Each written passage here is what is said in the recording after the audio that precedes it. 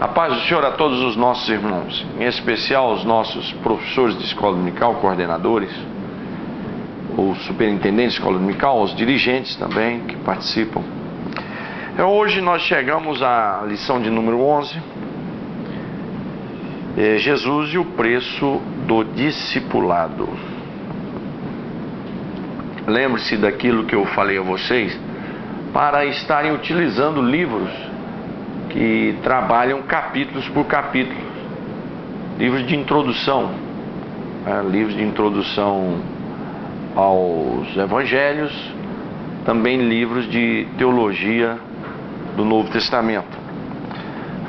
Lembrando também para você sempre observar os objetivos da lição, para que a lição, ao término dos seus 50 minutos, 1 hora ou 45 minutos de aula, você, junto com a sua classe, tenha alcançado o alvo e o objetivo. Os textos eu não vou ler, para nós não perdermos tempo, mas está em Mateus capítulo 8, verso 19 ao 22, e depois Mateus 9 e 9, que é a chamada de Mateus mesmo. O autor, ele vai abordar sobre Jesus Cristo como mestre por excelência. Todo grande mestre, consequentemente, ele vai ter seguidores, ele vai fazer discípulos, e não foi diferente Jesus. E Jesus preparou 12. É claro que dos 12 ele teve aqueles outros 70, mas os principais ali eram os 12. Então veja bem, nós vamos deparar com uma situação diferenciada aqui, aonde eu quero abordar. A revista Escola Dominical, ela vai trabalhar sobre os exemplos de Jesus, porque nenhum mestre vai virar mestre se ele não der exemplo, seja exemplos ruins ou bons. Existe mestre do bem e mestre do mal. Jesus vai dar o seu exemplo para que os seus discípulos seguissem o seu ministério. Ele vai dar o seu exemplo de personalidade, de caráter. Ele vai dar o exemplo do amor que ele tinha para com o rebanho, com as ovelhas, a paixão que ele tinha pelas ovelhas. Ele vai dar o seu exemplo do trabalho que ele fazia, orava, ministrava a palavra, percorria todos os cantos da região da Palestina. Ele vai dar o seu exemplo da comunhão dele com Deus. Ele vai dar o exemplo da graça, da unção de Deus sobre a sua vida, curando enfermos, expulsando demônios, fazendo milagres. Ele vai dar exemplo de manifestação de misericórdia, porque todo líder, quem quer ser líder, tem que aprender a manifestar a misericórdia, amor, perdão, graça. Jesus vai demonstrar tudo isso para que seus discípulos sigam esses exemplos. E eu quero que você aborde isso com seus alunos, o perfil de Jesus como um líder, para que eu e você sejamos também seguidores de Jesus nesse sentido. Falta muitos membros na igreja, falta muitas lideranças, aprender a seguir mais os exemplos de Jesus, em amor, em misericórdia, em comunhão com Deus, em ser usado pelo poder do Espírito Santo. Tudo isso nós devemos, não estou dizendo que todos aqui temos isso, estou dizendo que nós devemos desenvolver isso, para que o nosso ministério venha realmente glorificar a Deus e imitar o de Jesus. Agora eu queria abordar aqui, nesses poucos minutos que nos faltam, sobre 3 discípulos que vão aparecer aqui sendo chamados por Jesus. O primeiro é um escriba. Esse escriba, ele se coloca à disposição de Jesus, ele vendo a Jesus, os seus milagres, as suas palestras, a multidão seguindo a Jesus. Ele coloca dizendo: Senhor, quero te seguir por onde fores. Esse se manifesta de forma precipitada. Ele é precipitado demais, ele é rápido demais. E as coisas de Deus não podem ser assim. E Jesus faz um teste nele. Jesus diz a ele que as raposas têm seu esconderijo, o seu covil, as aves têm o seu ninho, mas o Filho do Homem não tem onde reclinar a cabeça. Não que Jesus não tinha a sua casa, a Bíblia diz que Jesus tinha a sua casa. Mas Jesus está dizendo que ele não está preso a nada, que a função dele era... Ele sabia que o ministério dele era de 3 anos e ele tinha que percorrer, não tinha tempo para esses momentos bons que a gente gosta também de desfrutar, do lazer, de um passeio, de uma viagem. Jesus estava focado em 3 anos, ele sabia que ele tinha 3 anos, era limitado. Mas ao mesmo tempo Jesus dá essa palavra fazendo um teste nesse fariseu para mostrar a ele que ele estava muito precipitado e que as intenções dele não eram sinceras de realmente ser um discípulo de Jesus. Porque em outras palavras Jesus estava dizendo, ó, para você me seguir, não tem problema nenhum, só que não tenho nada para ficar te oferecendo aqui, você já sabe que vai ter que enfrentar dificuldades. E esse discípulo, vendo essa situação,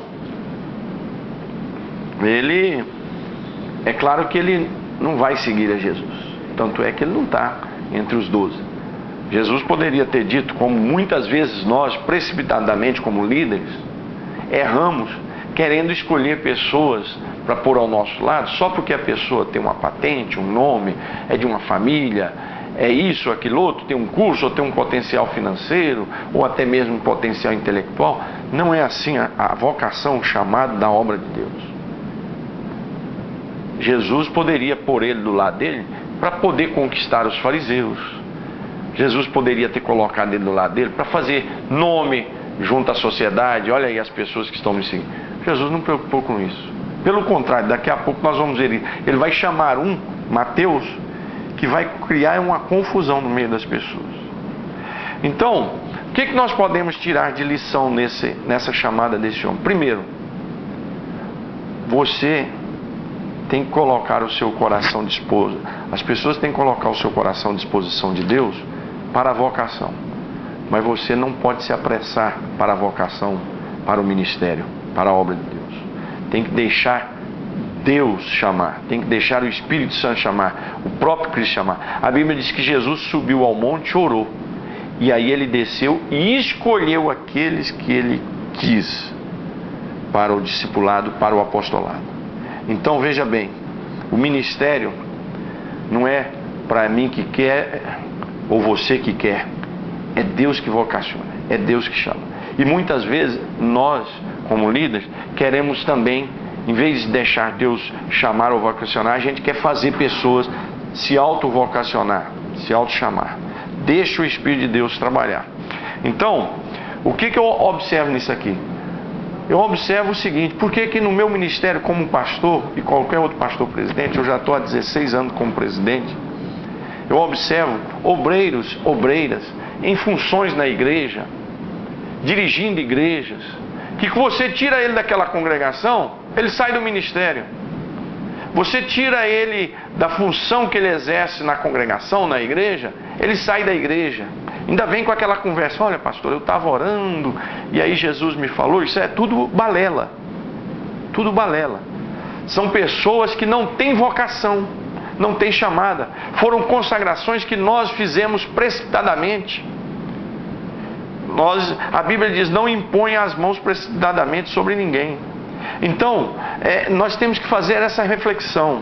Você também tem que fazer essa reflexão. A sua vocação, você está firmado em quê? Você está firmado no prazer de ser um pastor de uma congregação, de uma igreja, ser presidente, ou líder de escola dominical, seja qual for o departamento?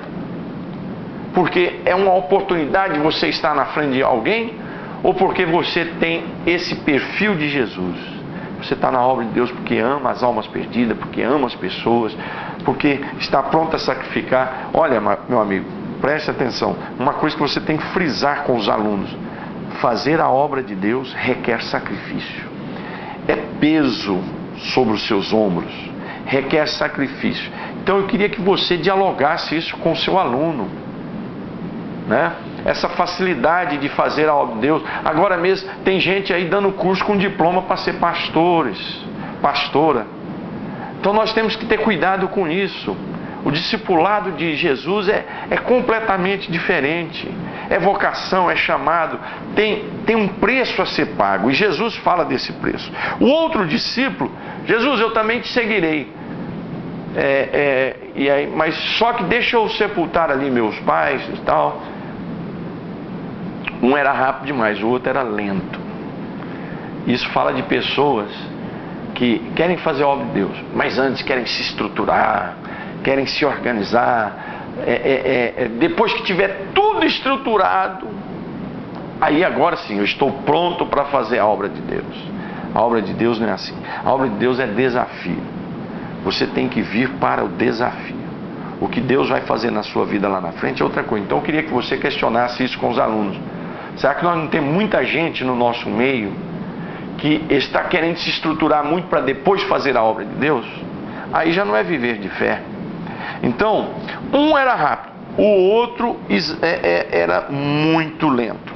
Eu quero que você discuta isso com os alunos, que nós devemos estar na disposição de Deus, para Deus trabalhar a nossa chamada. E o Senhor chamou, não tenha medo, vá, porque Ele será contigo. E aí vem um terceiro discípulo.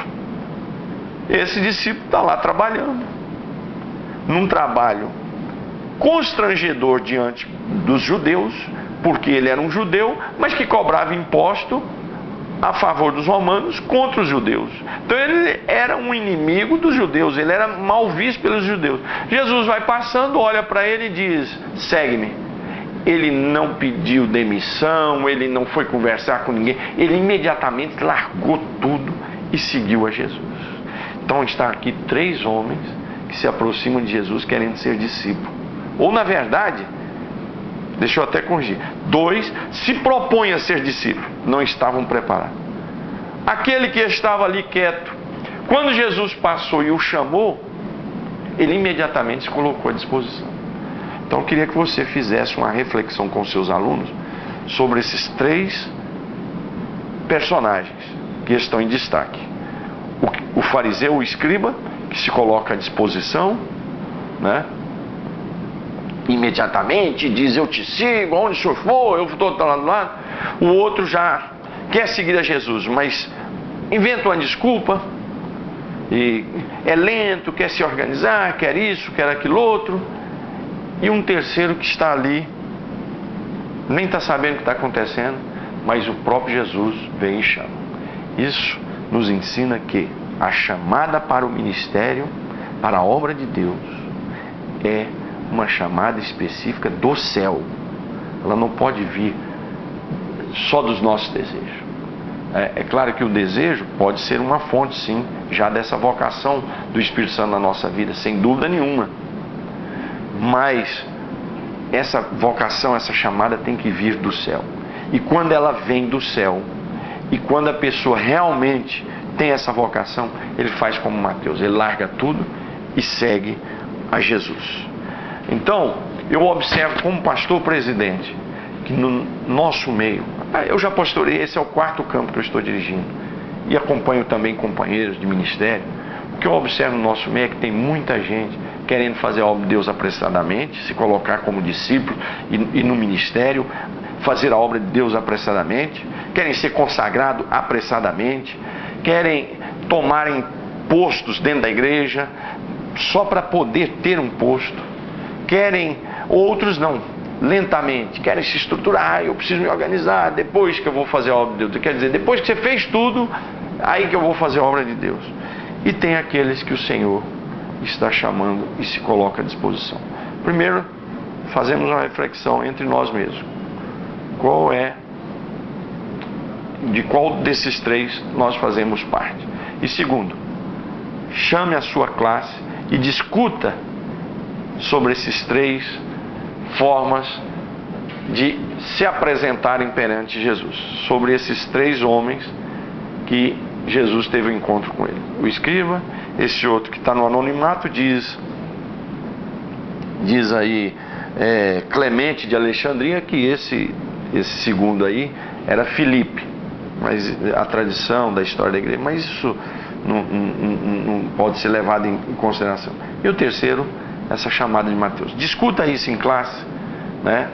trabalhe isso e não deixe de trabalhar o perfil que nós temos que seguir de Jesus como nosso mestre. Se ele é mestre, nós somos discípulos.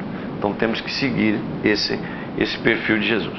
Discuta também, se possível, o peso de levar a cruz, né, do discipulado. Isso não é brincadeira, não é lazer. Eu não estou falando aqui de salvação, estou falando aqui de vocação ministerial.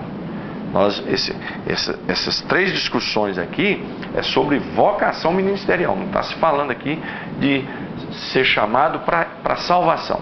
Aqui está se falando de vocação ministerial. Então é isso que eu queria que você discutisse em sala de aula. Por que nós temos os obreiros que escandalizam, os obreiros que não dão frutos, obreiras? Por quê? Porque muitos estão ou indo apressadamente, né, e querem fazer a obra de Deus por um motivo que às vezes aparentemente parece ser até interessante, mas no fundo é para galgar um espaço, um cargo, uma função, ou estar na posição de liderança. Então, tudo isso eu peço a você que discuta em sala de aula e que o Espírito Santo nos ajude a formar discípulos melhores para a obra de Deus, e que o Espírito Santo nos ajude a eu e você melhorarmos também como discípulos do nosso Senhor Jesus, seguindo o seu perfil. Deus abençoe a todos. O meu muito obrigado.